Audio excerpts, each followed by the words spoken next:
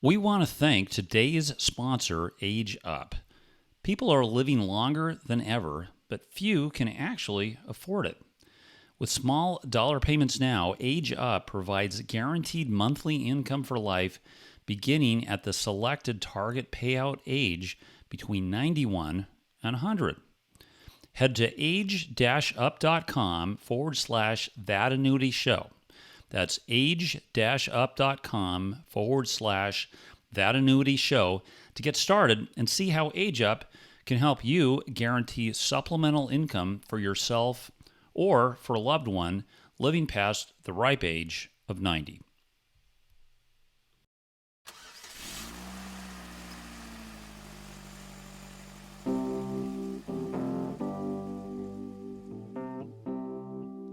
Welcome to That Annuity Show, the podcast that will make you an expert in explaining annuities to your clients.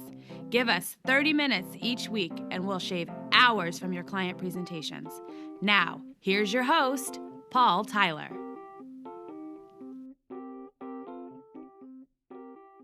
Hi, this is Paul Tyler, and welcome to another episode of That Annuity Show. And with us are all our regular hosts.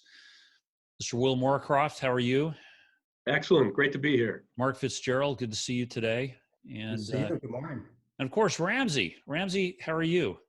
I'm fantastic. Good. And you got a couple of very interesting guests for us. Do you want to do the introductions and set up the discussion? Absolutely. So, as you know, we had Michelle Richter from formerly of Milliman on maybe 3 or 4 weeks ago to talk about issues related to annuities. And contemporaneously with that appearance, she had co-written a piece with Sheila and with Suzanne about really what is a fantastic opportunity in the advisor space for just an expanded role for female advisors, much beyond what we're currently seeing. And they wrote this fantastic paper that it supplies just an enormous amount of statistics. And so both qualitatively and quantitatively makes a very strong case for for us as an industry to really leverage more female voices. And so we thought, well, we gotta have these folks on to talk about it. So we're fortunate to have with us today Sheila and Suzanne.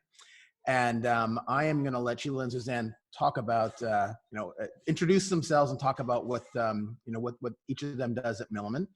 And then we'll get right into it. There's going to be more today than we're going to be able to talk about, which is a good thing.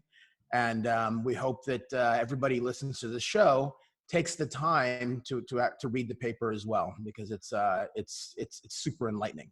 So with that, why don't we start with you, Suzanne? Tell us about what you do at Milliman, and hopefully both of you can tell us about what was the impetus for writing this important paper. Sure. Thanks, Ramsey. Thanks, everybody. Great to be with you today. And I am a principal with Milliman. I'm based in Boston, but our practice at Milliman is the Financial Risk Management Group based in Chicago. I've been with Milliman 8 years now, and I've had a few roles, but currently I'm head of our strategic relationships, which essentially means that we work with insurance companies, investment firms, looking for new opportunities, but financial firms in the industry to partner with. So it's a pleasure to be here. Sheila, you're up. Absolutely. Sheila Jelinek, been with Milliman for 5 years now. I am a business development officer, and my role primarily at Milliman is working with the VA sub-account space. So I work with the wholesalers and help explain our story, the Milliman risk management overlay. And as to echo a few of Suzanne's words, also look for other opportunities from a business development standpoint. So been with Milliman for 5 years, been in the industry a little over 25, and just happy to be here. All right. Can you tell us very quickly, one, about what Milliman does and why they play such an important role in the insurance industry? And then from that, we'll just get right into what made you guys decide to write this amazing paper. Sure. Yeah, I will maybe just, tell you what our mission statement is as a firm, because those that are listening who don't know Milliman, we are one of the largest independent actuarial consulting firms in the world. Sheila and I often joke that we are not actuaries, so we're sort of a different breed within the firm. But the firm really has expanded. In fact, I think if we think about the mission statement, which is to help our clients protect the health and financial well-being of people everywhere, because we are a consultant, we don't necessarily work directly with the public. I think that gets to the heart of what knits together all the various practices, healthcare. Sheila and I have a new healthcare paper coming out shortly. We have an employee benefits group. We have a lot of technology. So really, if you think about that kind of key orientation point, we really, our chairman, Ken Mungan, will often say we're kind of a tech firm, when you look beyond the actual consulting. And I think that there are a lot of solutions in the retirement space that aren't necessarily visible.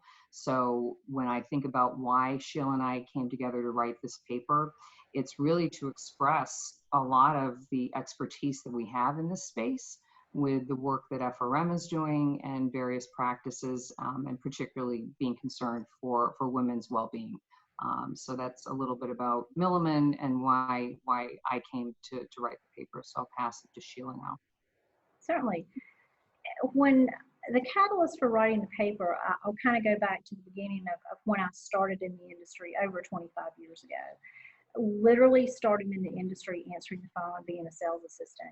And over my 25-year plus journey, being an equity analyst for one of the largest pension funds in the U.S., working for one of the largest wealth management teams in the U.S., and then in 2007, transitioning to wholesaling and expanding my passion, if you will, for annuities. I've had many roles over my career. And as I look in the rearview mirror, I feel very privileged to have had the experiences and been able to work in different capacities for different firms. But I look in the rearview mirror, and the thing that's missing are the women.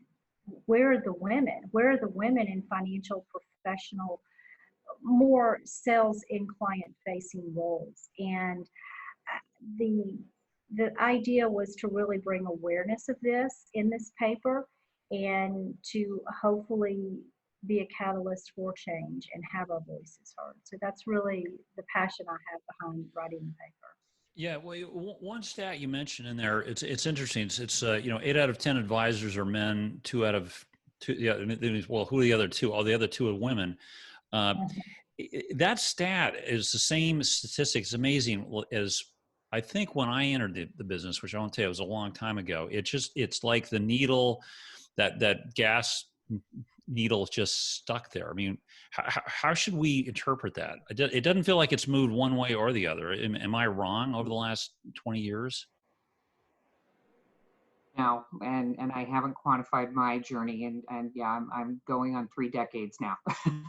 And I would say, like you made me, Sheila. I guess I have to, sisterhood. I didn't disclose the real math. I said 25 plus. Yeah, exactly. So, we talk a lot about it, and I think there's a danger, and certainly coming from this, being in the industry is in the investment side for so long, the danger of correlation causation, right? I mean, they don't, you can get confused, but I see a couple of trends. And one of the things that seems to be consistent, I really do follow that you have to see it to be it. And I think that, in the hiring practices, the recruiting practices, there aren't a lot of female leaders. Sally Krawchak is out there as a big thought leader, and we've quoted her in a couple of papers. So I do think that there's that certain aspect. The culture is something else, because Sheila and I think, we can certainly say it's public where we've worked. We spent the majority of our careers at Merrill Lynch. And I do think that there is something about coming into a room where you're the only woman. That may be intimidating for some women that weren't necessarily exposed to this as a career option. So that's another kind of reason for writing the paper, to raise awareness. So I'll pause there and pass it to Sheila. I echo everything that Suzanne is saying, and I'll add a couple of things as I really ponder this. Why hasn't the needle moved, if you will? Why don't we have more women in the industry? And I really look at it as really three challenges that we have faced and continue to face. And number one, from the female perspective, that work-life balance. So a female has her work life, and then she has her home life. Her second job begins when she goes home. And it's sometimes a challenge to transition from a 9 to 5 job where at 5 o'clock you go home and you begin your second job of raising your family. Often when you look at financial professionals, those hours go well beyond 5 o'clock, whether it's prospecting, meeting with clients after hours, seminars. So it's fine tuning that work-life balance, and also compensation and the compensation structure, because I think back to when I began in a support role where I had the majority of my fellow female colleagues.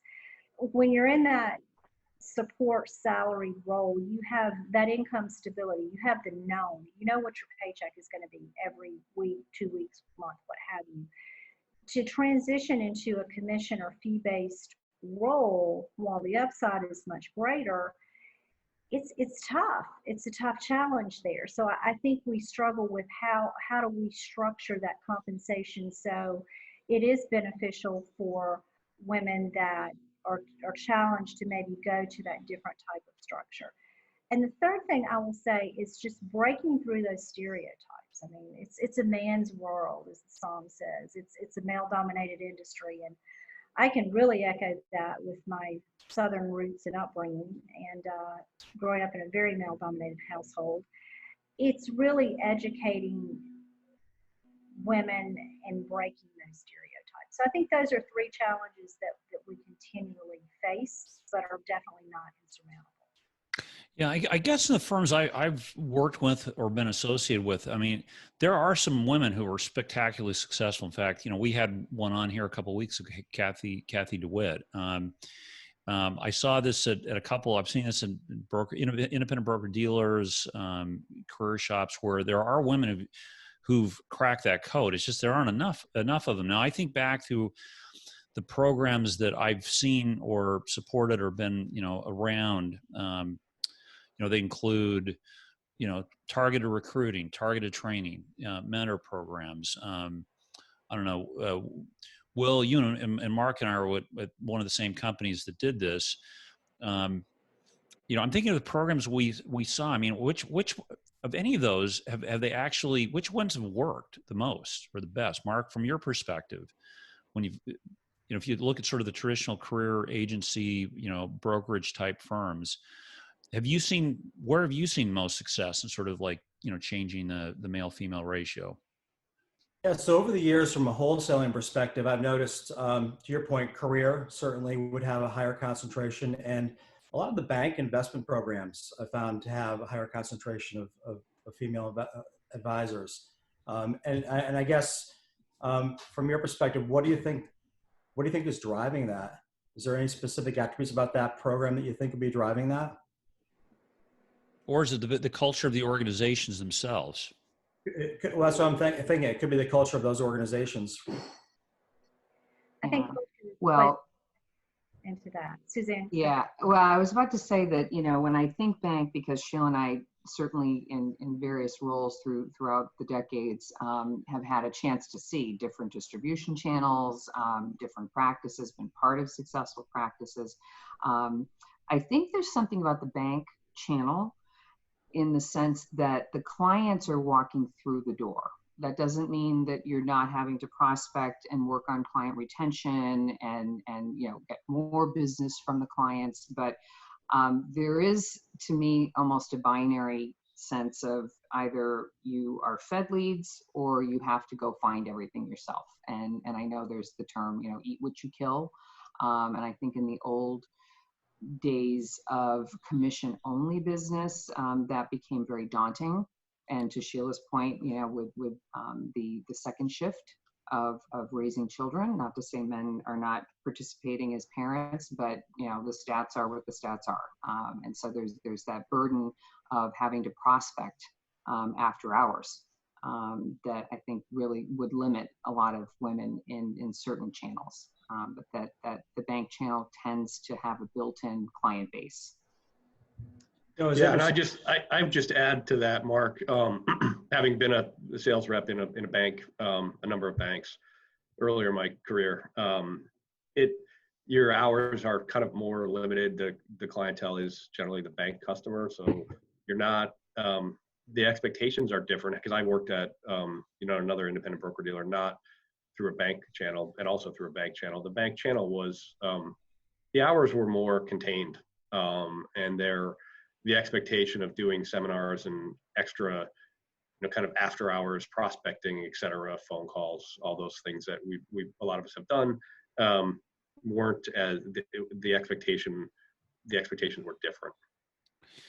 Yeah, I think when in general, I would say what I've seen in the sales systems I've been affiliated with, probably the biggest success factor for somebody coming into the business was being mentored by somebody who was successful inside the shop, right? And people tended to mentor people who looked or acted like they did, and that was my experience. So I think it's interesting. I think these systems tend to propagate what made them successful initially. I don't know, Ramsey, what's your what's your perspective? I mean, I'm sure at your prior firm you saw a number of diversity or women and diversity type initiatives. I mean, what worked, what didn't, and So you brought up a very important point there is sort of mentorship and sponsorship, and those aren't the same things. So mentorship is, I'll call it advice. Sponsorship is skin in the game. So certainly when you had, again, whether it was women or any, underrepresented group, to the extent that talented individuals were sponsored, and so somebody senior sort of put their credibility behind somebody, then that yielded additional opportunities. So you need to have enough of those relationships to happen, to sort of move things, to move people up the ranks. But one of the things I want to do to highlight that was I was sort of noticing as we were talking about this is, and thinking about the, some of the prep notes that we put together as you put together really, as we were talking about this discussion, is this disconnect between a system, an incentive system and a structure of the business versus, what actually meets the client's needs. And as I look through the notes you prepared, there's a lot of discussion in there about, well, what actually does an advisor do? And what is it about advice that maybe women can just do better in general, or certainly do better for certain audiences than maybe the current system allows. So would love to hear your thoughts on that. So one was, what do you think like a good advisor does? And two, where do you think women have a particular advantage, bring a particularly different skill set and perhaps empathy that serves the client's needs better? Sure. Sheila, do you want me to start? Sure, Suzanne, you take it. I was getting a vibe because in the paper we write about the classic sort of education track, and Sheila will certainly talk about this because she does have a traditional education background. Mine is not traditional, and I was a liberal arts major, started as philosophy, graduated with a degree in psychology and communication. So I spent a lot of time thinking about behavioral finance aspects in our industry, but the nuances I think are very clear in the research that we reported, which is that a client isn't necessarily going to come to a relationship with an advisor, whether it be referred, interviewing, what have you, knowing to ask the right questions on the investment. That's sort of the advisor's job, right? But what we see reported time and time again in the surveys are what clients are looking for is somebody they can trust, They want personalization. They want, empathy. You mentioned, Ramsey. And one of the things that I see happening, this inflection point with our industry right now, and we'll certainly get to stats if you want about the money in motion and the amount of advisors retiring, but we're in this decumulation era. And this is a slightly different skill set for some of the more traditional advisors that say, I am going to deliver alpha and I am going to build you the best portfolio out there. And I think we all would agree that with the technology era, a lot of that is very commoditized now. So it's the ability to build that relationship with the client that we hear time and time again. They want a goal, or women especially want a goal-oriented relationship, meaning that you probably as an advisor aren't going to get fired if you didn't deliver, 12, somebody got 12%, you got 10. It's, did I meet the goal of, and Sheila will has a high passion for this, talking about all the long-term care issues, but did I help the client reach the goal? And one of the things as a female advisor that we saw in the research was that everyone has the ability to develop their emotional intelligence. And if you take pieces of emotional intelligence, absolutely, like I did a leadership program last year, and men absolutely can have super high emotional intelligence, but consistently where we see the X factor for women is that they score higher in cognitive empathy as well as emotional empathy. And those kind of connect to, do I know how the other person sees things with that cognitive empathy?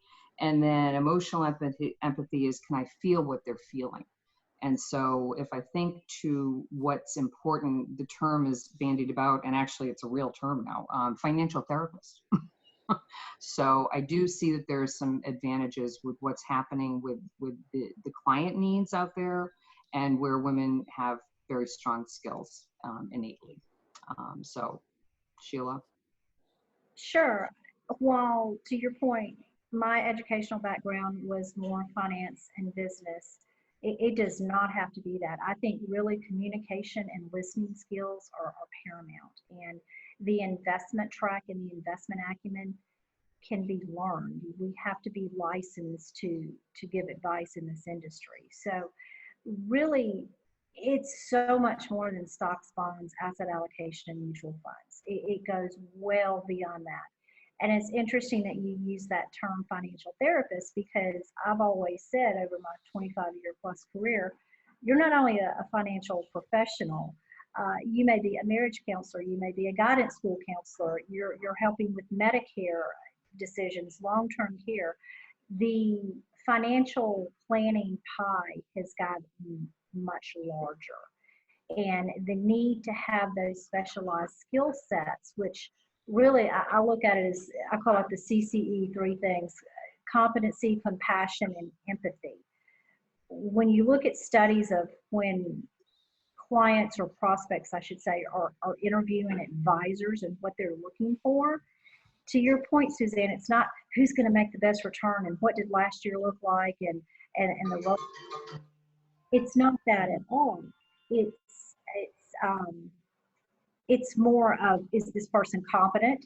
Do they listen to my needs? Are they a consultant? Are they solutions based? And that's where I think women bring a lot to the table with those planning, solution-based, listening, empathetic skills. Well, you kind of raised a kind of interesting question in my mind. Like, I remember at one point, prior firm, I think our marketing department did a research project on was women financial advice, and trying to say, well, what is it? Let's look at the difference between the clientele of the men versus the women. And there actually wasn't. I think a hypothesis going in was, women must sell to women. And in fact, it turned out the men had almost same mix of female versus male clients as this group did. Now, this is back about 10 years. Now, maybe we didn't ask the right questions. I mean, do you think that there's something fundamental? If we'd asked different questions of the clients, do you think they would have had different answers as to what that advisor was doing for them or what their value was? just based on the fact of, of the gender of the advisor? Sure. I will go back to my experiences over my 25 years. I've seen a lot. I've seen what works and what doesn't work. And what has worked is when I see an advisor insist with financial planning to have a meeting with both the husband and wife. Again, very traditional Southern household, old school, men handle the money. Well, it's not that way any longer. Women do control the money. Women do take charge there. Not control wholeheartedly. Let me rephrase You don't that. have to. Yeah, I'll give you that one straight up. Maybe that was phrased improperly, but women have a very big say, I will say. And the successful advisors speak to both the husband and the wife, because essentially you've got to have the wife's buy-in. And to your point, are there different questions that could be asked? I would say not necessarily different questions, maybe more open-ended questions, more fact-finding, really getting to know that client, really learning the client's goals. Suzanne talked earlier about goals-based financial planning. I think it's really retooling the conversation and the delivery of the questions, and really bringing that woman into the mix and making her comfortable and feel confident, and lowering the intimidation bar goes a long way. And I think if there could be some retooling and reframing, you would see more male advisors bring on more female clients. Yeah. And I know that unconscious bias is at play a lot of times. So, I don't want to keep focusing on negative, but I will say that, to Sheila's point, raising awareness, whether it be for women advisors, male advisors, to let people or make sure people are heard. And I'll share a quick story with someone that I know who is married and in the industry. The husband is not. It's a female friend. And they have been very clear with the advisor that she actually is the person that he, and it's a male advisor, needs to work with, because and they've been very clear, this is her role. And she notices in almost every meeting that the advisor kind of can't help himself. He just talks to the husband.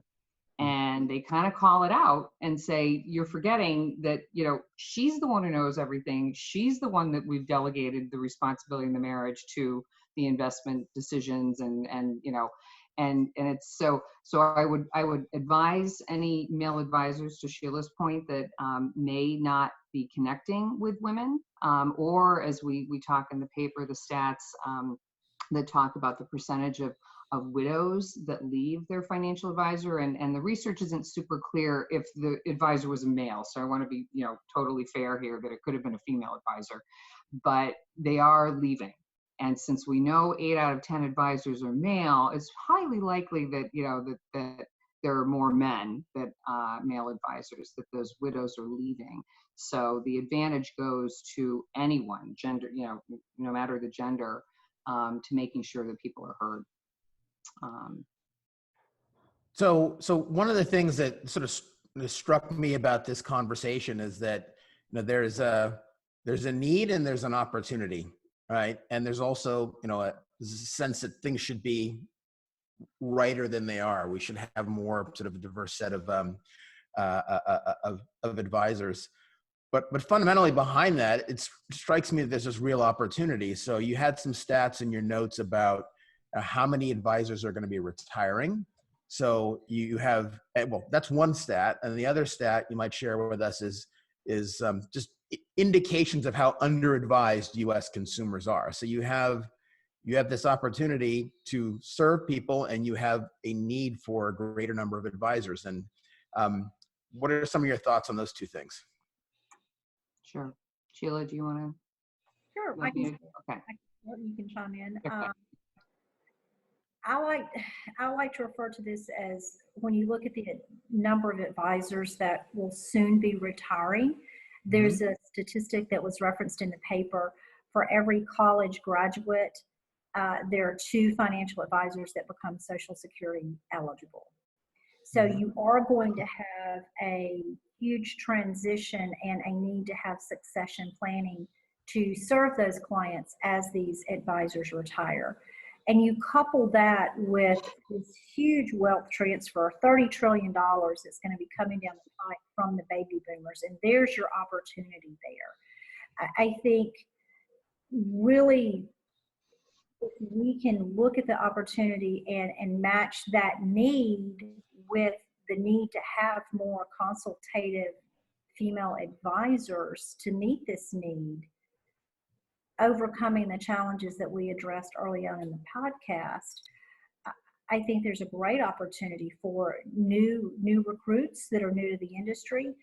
Second act advisors, as we reference in the paper there, these would be second career folk.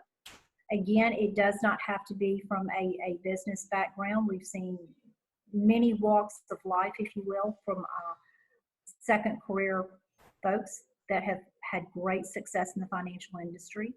I think it's really tying back to the communication and listening skills there, but it is a great opportunity, and we need to be prepared for that.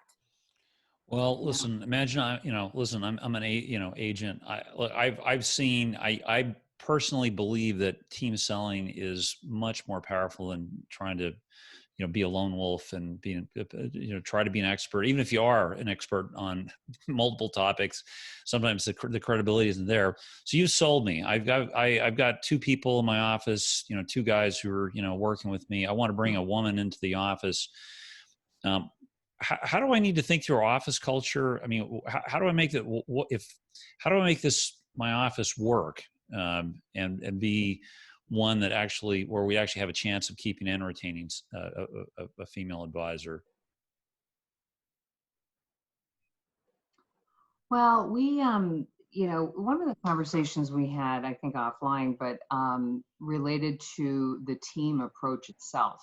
And I think that there are a couple things that I've observed, and I think Sheila and I have talked about it over the years, that sometimes that partnership isn't really well defined. And it's sort of back to, we know, maybe 1 out of 10, trainees actually survive in this industry. I think having more transparency on what roles and expectations are, because Ramsey, you mentioned something earlier, I think, about kind of sponsorship, mentorship. And I always think of this industry, especially with the team design, as an apprenticeship, because you're bringing in someone who maybe doesn't know as much, a rookie, and there can sometimes be, without defined roles, some maneuverability with the alpha type behavior that you can see in a higher I always have trouble with that word, but in a hierarchy where there's sort of the alpha dog, whether male or female, and then the also rans. And when you're bringing in a junior person, giving them that space and clarity on what their role and expectations are, and then compensation, because I think sometimes that whole, you work with our B and C clients and suddenly an A client develops, do they get to keep the A client? And, we've observed, Sheila and I can chime in, I think, equally on this one, that, it sometimes doesn't happen, that you get to keep what you earn. Correct. Yes, I would echo clearly defined goals, expectations, clearly defined compensation grid, and just a mutual respect for everyone on the team, male or female. So I think you guys have laid out a really solid case for inclusion of women in any practice. So if I was, if I rewound myself back to when I was a registered rep sitting in an office, and I was recruiting someone, I mean, I would certainly include females for all the reasons that you've explained. why aren't people doing that in your mind? I mean, because it's clear that there is a need, there's an opportunity, all of the things that you guys have articulated. But how do we like parlay that obvious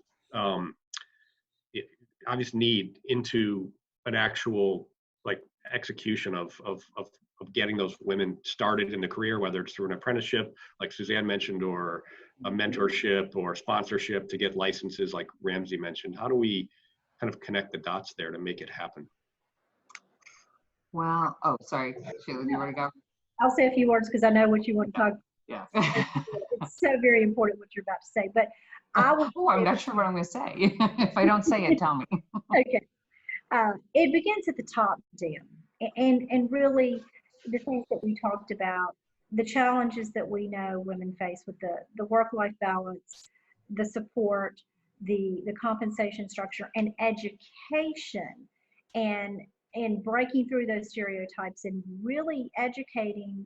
And I'm about to lob this over to Suzanne, at a young age from a financial literacy standpoint. And I'll hand it over to Suzanne with that. Yeah, thank you. We are telepathically connected. I was going there. Well, there's a quote that we put in the paper, which I'll mention now. It's the great Maya Angelou, and I think this goes back to why we did this, but also what we have to do every day. And it says, each time a woman stands up for herself without knowing it, without claiming it, she stands up for all women.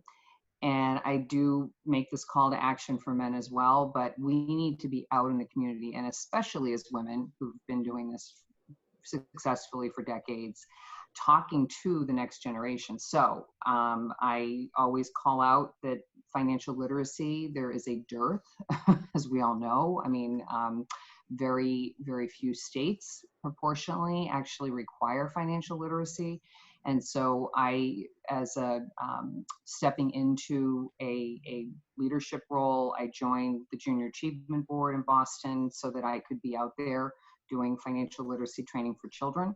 I also engaged with CFA Boston, which anyone can join. I actually do not have, I'm not a charter holder, but there is a very robust financial literacy community in Boston, so we educate adults. So I think it's being visible, and especially with younger women. Now, as we want to call out women choosing this as a second career or mid-career change, but the fact is, we sometimes joke when you think about in school when you had and I'm forgetting the term now, but when someone came in and said, "I'm a fireman," or like somebody help me, what was that called? Career day or whatever, who came in and talked about investments as a woman, and exposing younger girls, I think is a big deal. Back to, you have to see it to be it. Mm-hmm. So we need to step into that space. Interesting, Mark. And I'm thinking about some of our distribution firms that are focused on actively recruiting and training new agents, not from sort of the quote unquote professional full-time model, but part-time model, getting people to transition later. Right or wrong, it feels to me when I show up for some of those meetings, it feels like a much more diverse collection of agents, both from racial perspective, but also from a male-female perspective. Am I off base, Mark, in my assessment of these groups? And no, I think that's spot on, Paul. I think you're absolutely right. More of the career-oriented shops definitely seem like they've got a broader distribution in terms of their agent base. And I think the ones that are probably drawing more from the broker dealers, to your point earlier, 8 in 10 advisors are male. I think they're drawing more from that population of a broker dealer audience. So I think that's spot on. I think that the more career-driven shops that are out recruiting are definitely having a broader diversification of agents in their field force. Yeah. So I don't know. This is great. Ramsey, what other questions should we cover here, do you think? I think we've covered a really a broad spectrum of things. I just really come back to this concept of opportunity, and I'm reminded of sort of 2 quick anecdotes, right? So when I was in business school, we did a case about a big famous investment bank growing in a foreign country. I don't want to name the country; it doesn't really matter. But it was a country where like there was not historically a big role for women. They were competing against local firms, and what they figured out is there were all these amazingly talented women that weren't getting hired simply because of the culture of the place. So they just focused on recruiting women, and it was enormously successful. So it was a U.S. company in a foreign country. They focused on recruiting women, and they got all these amazingly talented people because they were unfortunately being overlooked by the local firms. So like I just think that like when driven by opportunity and people really understand they're missing out, like I think that's an important thing to sort of hang on to here. And then another thing sort of much more personally is like in running my own business, I spent a lot of time talking to software vendors.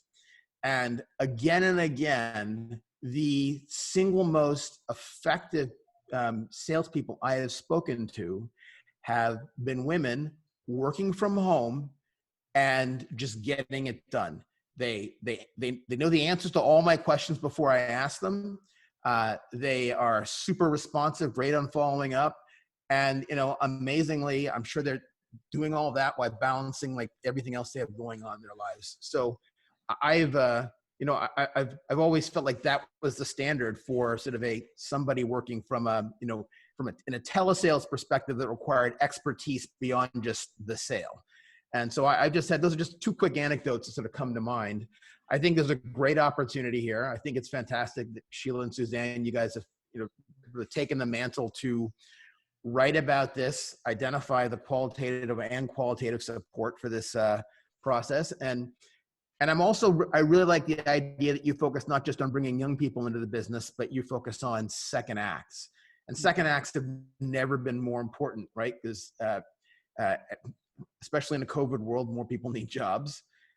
We know that financial advice is broadly needed, and I think that there's a ton of opportunities here. So I just leave with a number of really interesting, from my perspective, interesting observations, and I hope that we as an industry can take full advantage of it, I should say.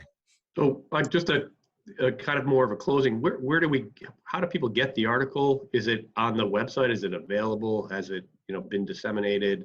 Because I think it's really a worthwhile read for a variety of people for all the reasons that you've talked about and many more. Yeah, we can provide the URL, but if you go and just do a quick search for the case for more female advisors and maybe put the search word Milliman in there, it will automatically come up on milliman.com. Yeah, we'll definitely put a link in our show notes to your paper. So I don't know, Mark, any thoughts on your end? No, I think one other stat that was very interesting, and it goes back to kind of the disconnect, if you will. And Paul, you mentioned the 8 out of 10 advisors being men. Yet if you look historically, the actual performance of women investors has outpaced those of male investors, and with less trading volatility, which would give less beta, so less overall volatility. I think that's an important point to bring up because I think that should really kind of make those stats transition much more in the other direction. For more female advisors. Yeah, we put it in there because, again, there's a dearth for financial literacy for men and women, right? But when you do think about, and Sheila talked about it earlier, that historical sort of like, well, that's not really my role. That's more of a male role. And I would add, as we put in there, and I think everyone should know this by now, there are more female STEM graduates right now than men. So that's exciting. But I guess the fact is that we put one of the Warwick University study stats in there because to really inspire women that I know it was a study and, it was certainly kind of ivory tower, but women can be just as successful investors as men, whether that's a client or that's an advisor. So I see the playing field. We kind of need to, I think, need to be, inspire women and encourage them with some of those stats. But they're the only thing that I would also identify with that, and that sort of connects to the need of the clients out there, because you do see statistics saying that there are a lot of women that would like to work with female advisors. So back to a call to action for the industry. If women clients are asking for this, there should be more of them. But I think that there are some biases out there, and I think we put it in the paper that Sally Krawcheck had called it out as well, that women can also be successful investors, but sometimes default to more conservative behaviors, which can be leave a lot of money on the table, right? So if you're sitting in cash, as we all know, I know technically we're not negative interest rates, but effectively after tax. Mm-hmm. So we need to really also make sure that all clients are educated, where should they? Yeah, well, hey, listen, Sheila, Suzanne, thanks so much for joining us. We will definitely put the link in our show notes. And what's the best way for people to reach out to either one of you if they have additional questions or comments? LinkedIn. LinkedIn. Yeah, we really would love to hear from people. We love to collect stories. Yes. Excellent. All right. Yeah. Hey, Wilson, thanks so much. This was a great conversation, and let's maybe if anything good comes from being stuck in remote world and quarantine, maybe it creates more opportunities, to get women involved and also for companies to change the way they're looking at how they're delivering advice and meeting customer needs. So, thanks so much. Wonderful. Thanks Thank you. Conversation, guys. Thank you. Hey, thank you. And be sure to tune in next week for another episode of That Annuity Show.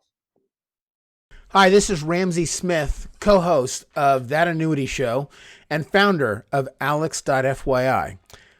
I want to talk a little bit about Age Up. They are our first sponsor here on That Annuity Show, and they have a very unique and innovative product. As most of us know, people are living longer than ever before. Unfortunately, fewer and fewer can afford it. With small dollar payments now, Age Up provides guaranteed monthly income for life, beginning at the selected target payout age between 91 and 100 years old. Head to ageup.com, that's age-up.com/thatannuityshow to get started and see how Age Up can help you guarantee supplemental income for yourself or a loved one living past 90. Thanks for listening. If you've enjoyed the show, please rate and recommend us on iTunes, Stitcher, Overcast, or wherever you get your podcasts. You can also get more information at thatannuityshow.com.